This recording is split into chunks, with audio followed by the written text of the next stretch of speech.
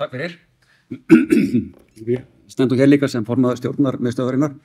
Bara fylgja einu eftir sem að Guðmundur sagði hérna áðan sem viðbragð við spurningu Eiríks að ég held að hafi gefið mjög góða raun þegar að til dæmis fólk úr hugvísindum kemur og hittir ykkur með verkefni sem eru ekki á sama skala og margt annað sem að þú ert að tala en fólk þarf ráðgjöf, það þarf aðstoð við að vista gögn og koma þeim í öryggi.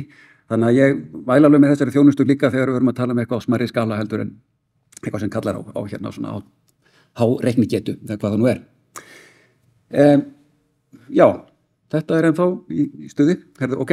En miðstöð stafræna hugvísinda og lista, hún var ný til við vegvísin, hún var ekki til 2020 þegar við sóttum að fá sæti á vegvísi, en við stofnuðum hana það síðan 2021 og það hefur breytt alveg ótrúlega miklu fyrir okkur að vera á vegvísi og fá styrkina sem að koma þaðan. Sjáum hvernig þetta gengur. Og þannig að við erum mjög þakklátt fyrir það. Markmið okkar þau snúast fyrst og fremst gögn og gagnabanka.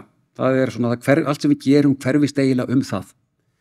En við höfum svona þessi markmið að styðja við uppbyggingu og aðgengja rannsóknir innviðum á sviði stafræna hugvísinda og lista, og þá erum við að tala listrannsóknir, ekki svo mikið listsköpun heldur listrannsóknir. Og að tengja íslenska rannsóknir við þróun alþjóðlega. Við viljum vera innviðakjarni sem að tengir saman stofnanir sem að eru að sinna gögnum íslenska menningu, íslenskt tungumál, íslenska sögu til að það komi saman og byggi upp sameiginlega það sem að þarf til þess að styðja betur við rannsóknir sem að nýta sér stafræna tækni í hugvísindum og í listrannsóknum. Bara taka fram að þegar við byrjuðum á þessu, þetta var auðvitað svona, við könnumst öll við þessa greiningu, fullt af gögnum til út allt, þau sitja á drifum hjá einstaklingum, þau eru hinum á þessum stofnunum, þau eru ekki endilega svo samrýmd öll, jafnvel sama stofnunin að búa til sambærilega gagnabank ár eftir ár, en það eru mismunandi forritarar og sérfræðingar sem að vinna á mismunandi árum og þá er ekki einu svona þetta að keyra saman gögnin eftir árum. Það til dæmis við manntöl sem að hafa verið gerð stafræn. En það er samt ákveðin, þetta rangt að halda þessu framsamt sem almennri mynd kannski af stöðu gagna í hugvísindum því að máltækni áætlun hefur meðal annars þýtt að málgögn sem að tengjast málvísindarannsóknum og sérstaklega máltækni, þau eru í miklu betra formi en önnur gögn sem að hugvísindafólk að fást við. Þannig að þetta er svona ójafnt svið. Það þýðir líka að miðstöðin hefur ekki verið svo mikið að sinna málvísindagögnum og málgögnum, við höfum meira verið að einblína á aðra tegundagögnum þó að málgögnin hafi verið þannig líka. Við erum sem sagt í dag 15 stofnanir, þannig að samstarf hefur verið algjört lykill í uppbyggingu miðstöðvarinnar. Við vorum bara 10 sem að sóttum inn á vegvísi, það var 5 bæst við. Þetta eru ólíka stofnanir, þetta eru háskólar, þetta eru rannsóknarstofnanir, þetta eru stofnanir eins og Ríkisútvarpið, Landskerfi bókasafna sem býr yfir ótrúlegum upplýsingum íslenska bókmenntir, bara í gegnum leiti og fleiri stofnanir og það munu væntanlega einhverjar bætast við. Og eitt af því sem við höfum komist að í gegnum þessa vinnu undanfarin 4 ár hvað þetta samstarf alveg ótrúlega gefandi. Og auðvitað höfum við verið að einbeita okkur að þeim verkefnum sem við fengið styrk úr innviðasjóði til þess að byggja upp. En mikill fókus í vinnun innan hópnum hefur snúist hvernig vinnum við betur saman. Hvernig nýtum við betur þau gögn sem við erum með hér og þar. Hvernig samnýtum við tæki sem eru til hjá mismunandi aðilum og gerum þau aðgengileg hverjum sem að vill nota þau. Þannig að gagnabankar, þetta samstarfið snýst uppbyggingu, vistun og samráð þróun og aðgengi að stafrænum gagnabönkum og líka að því að þróa rannsóknir sem að byggja á gagnabönkum. Og nú hafa einstaklingar og hópar verið að vinna svona rannsóknir í þó nokkur ár, sem maður getur kallað stafræn hugvísindi á Íslandi. En svona þróun fræðasviðsins stafræn hugvísindi undir þessum titli hefur ekki verið það hefur ekki svo mikill fókus á hana. Þannig að eitt af því sem við erum að gera í stofnunum, það er svona hluta uppbyggingastarfinu sem á sér stað í þessari stofnun, sem að myndist á áðan, einmitt að taka upp umræðuna aðferðafræði í kringum að rannsaka menningu, sögu, tungumál með stafrænum aðferðum. Það snýst ekki bara auðveldara með að finna gögnin, heldur vinnum við allt öðruvísi með gögnin þegar við höfum önnur tæki og tól til þess að vinna út frá þeim.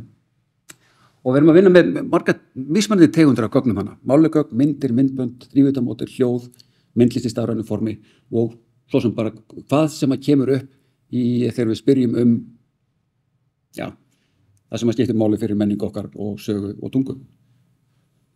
Við höfum fengið veglega styrkjur innviðasjóði þessi síðastliðin 4 ár og þau hafa snúist ákveðin verkefnið. Öll verkefnin hafa eitthvað með gögn að gera.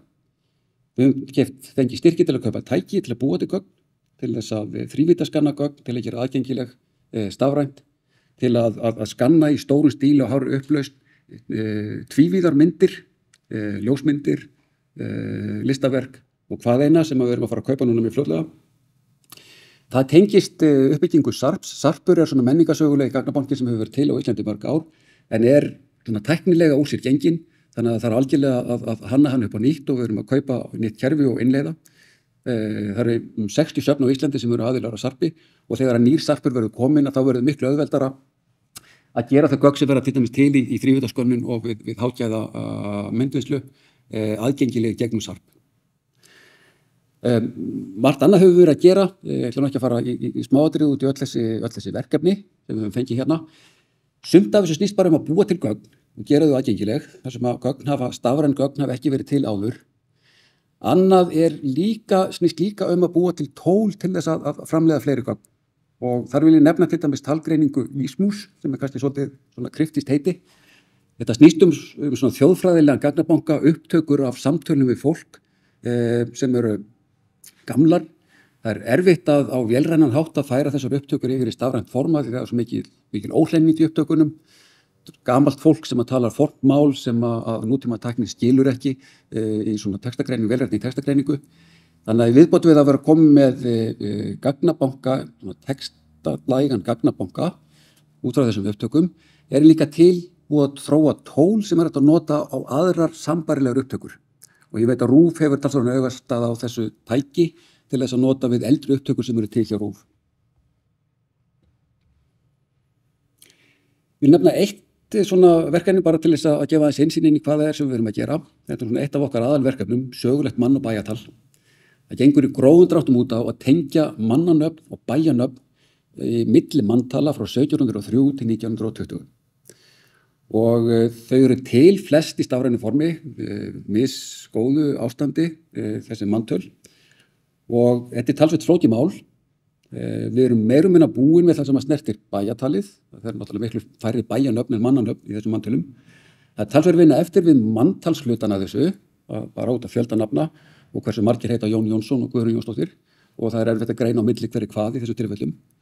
En við erum núna í samstarfi við Vitfélagssetur Íslands að þróa aðferðir við að vélrænt að fara í gegnum manntölin og tengja út frá ákveðnum líkindum einstaklinga á milli manntala. Og það er verið að prófa nokkur módel, tauganet eða lógísk kerfi og eitthvað annað sem að svona hinga til gefa nokkuð góða raun en það á eftir að þróa það nógu langt til þess að sé hægt að keyra til raun á öll manntölin til þess að sjá hverju það skilar. Þetta verður tilbúið í einhverju formi í haust. Þetta er svona tegundaverkefni sem verður aldrei alveg tilbúið. Það mun aldrei takast að tengja allt í þessum manntölum. En það verður tilbúið svona eins og hægt í haust 2024. Þetta er ekki bara til þess að stunda rannsóknir á manntölunum sjálfum, heldur eru svo margir gagnagrunnar aðrir hafa upplýsingar bæjanöfn og mannanöfn sem hægt að tengja við þennan gagnagrunn og sem býður upp á alveg nýja tegundar rannsóknum á allt öðrum gögnum heldur en bara manntalsgögnum.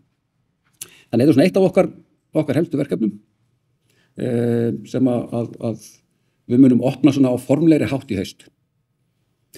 Núna í ár erum við að einbeita okkur samt aðeins meira að því að styrkja miðstöðuna í sessi, ekki bara verkefni sem við erum að vinna, heldur miðstöðuna sem miðstöð. Og við fengum styrk úr samstarfi háskólana frá ráðuneytinu núna í vor til þess að þróa vefgátt sem við ætlum að reyna að opna í haust og byrjuð að vinna í. Við erum í þarfagreiningu núna. Og líka búið til kynningar og þjálfunarefni aðeins að fókusera á nemendur, ekki bara rannsakendur, heldur það líka að þjálfa fólk frá því áður en það verða þroskaðir rannsakendur í þessari aðferðafræði. Við erum að leita nafni fyrir þessa vefgátt. Hugmyndin er ekki að nota miðstöð stafræna hugvísindi á lista. Við heldum ekki að það sé eitthvað sem að fólk bara hleypur á og fer að nota svona, heldur að reyna að finna eitthvað meira skemmtilegra nafn sem fólk hefur áhuga á. Þannig að allar tillögur eru vel teknar. Við höfum verið með mannafl skiptir máli, við höfum verið með verkefnastjóra hlutastarfi að sinna þessu. Við þurfum meiri kraft á bak við starfsemina til þess að miðstöðin geti virkað sem sjálf, sem innviður og ekki bara verkefnum sem hún er að sinna. Og þetta eru 15 aðilar sem að standa miðstöðinni, þannig að vonandi tekst okkur að finna einhverja leið til þess að svona fjármagna starf. Við erum líka samstarfi við Írey og það hefur verið mjög gott og eitt sem við Guðmundur höfum talað hvort að miðstöðin geti orðið svona frontendi fyrir Írey þegar kemur að rannsóknum í hugvísindum og listum. Og það er bara eitthvað sem er svona í bígerð. Það er eins og vefgáttina. Við eigum svona smá draugaðinni. Sem er svona mjög gróf, þetta eru grófum dráttum þetta bara listi yfir hvað er til. Við ætlum að reyna að ná saman upplýsingum helst bara alla gagnabanka, hugvísinda og listtengda gagnabanka sem eru til á landinu. Fyrst og fremst innan þessara 15 stofnana sem eru aðilar að miðstöðinni en líka hjá öðrum. Það er ótrúlega mikið til og það er mjög erfitt að fá yfirsýn yfir þetta. Þannig að það er svona það sem við verum að gera. Við höfum skoðað Open Iris til þess að sem vettvang til að gera þetta en Open Iris er ekki með það er ekki hægt að koma gagnabönkum þar inn, það er bara fyrir tæki, kannski breytist það einhvern tímann en þangað til eru allavega að stefnum að þið byggja upp þennan dótakassa hjá okkur sem fólk getur komist í og ekki bara gögn, heldur líka upplýsingar aðferðir til þess að vinna með gögn, aðgang og hugbúnaði til þess að vinna með og svona annað sem að þarf til. Við erum í talsverðu alþjóðlegu samstarfi, við erum sem stofnun aðilega Daria sem er líka annað svona ERIC-verkefni í hugvísindum og það samstarf hefur gefið okkur talsvert, við fengjum mikið út úr því að vera þar með. Við erum virkur aðili að samtöku sem heitir Digital Humanities in Nordic and Baltic Countries og erum að halda árlega ráðstefnu þeirra núna í lok maí sem er nokkuð stór og það eru miklu fleiri erindi frá Íslandi náttúrulega heldur en hefur verið áður á þessum ráðstefnum sem eru allavega. Talandi borgaravísindi að þá erum við með þessu verkefni sem heitir DAGE og þar er mjög mikil áhersla á svona lífvísindi og lífvirkjun í vísindum sem við erum að eiginlega ákvæmt að funda þessa dagana í Reykjavík. Lokaorð, ég meina það tekur langa tíma að byggja upp svona rannsóknir við bara koma þetta spurningunum sem kom áðan, en hvernig veitum við hvað árangur þetta skilar? Og bara samkvæmt OECD og ESFRI sem hafa gefið út skýrslur hvernig eigi að meta vísindilegan árangur af uppbyggingu rannsókninu við það, þá þarf maður bíða í allavega 10 ár áður en að maður metur vísindilega árangurinn, þessi út frá birtingum, einkaleyfum eða hvað það nú er. Það er ekki margt hægt að byrja fyrr. Það er þetta að meta auðvitað öðruvísi en ekki með þessum mælikvörðum.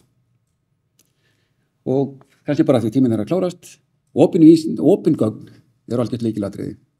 Og eitt sem að mér finnst, ég hef áttað mig á í þessa vinnu undanfarin ár með að byggja upp opna gagnabanka í hugvísindum, er að það opnar á alls kyns nýja möguleika fyrir opin vísindi, þar að segja við að fá allavega fólk inn í vísindaferlið.